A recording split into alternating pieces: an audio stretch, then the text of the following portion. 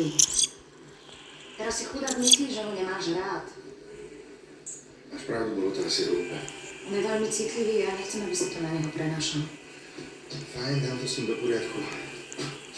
Prosím ťa, mohol by ho sem vodiť Vlado? Prečo? No, ja jednoducho v tvojej prítomnosti sa nedokážem správať normálne. Ale doteraz bolo všetko fajn. Situácia sa zmenila. Čo sa zmenilo? Ty a Vlado. Ale ja s ním už nežijem. Stále ste to medzi sebou neuzatvorili. A jednoducho mi takto nemôžeme. Ale Juraj... Prepáč, začínam tréning. Takže, nástup!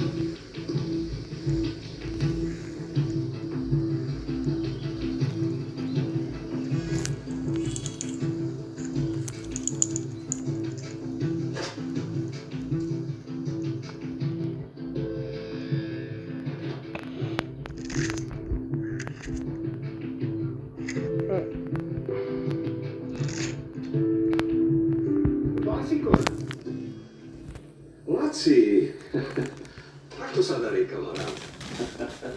Dávno sme sa nevideli. Fajn. A Evka, sama ako? Stále ste spolu? Ale ja som sem neprišiel len tak. Kedy mi vyplatíte moju pohľadávku?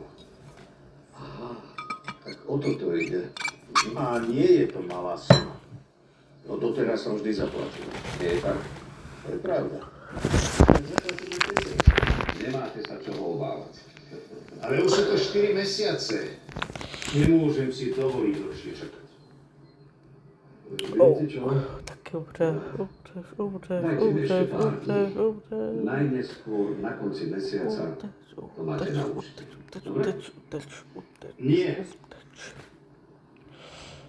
Potrebujem tie peniaze hneď. Musím vyplatiť svojich zamestnancov. No. Tak vám teda poviem, ako to je. Žiadne peniaze odo mňa nedostanete. Prosím. Moja firma ide do bankrotu.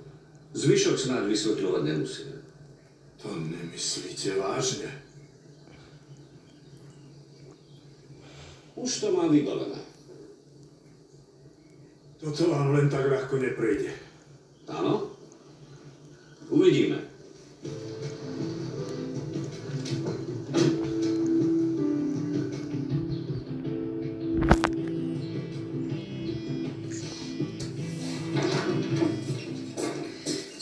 Ahoj. Čo je to dnes za deň? Čo sa deje?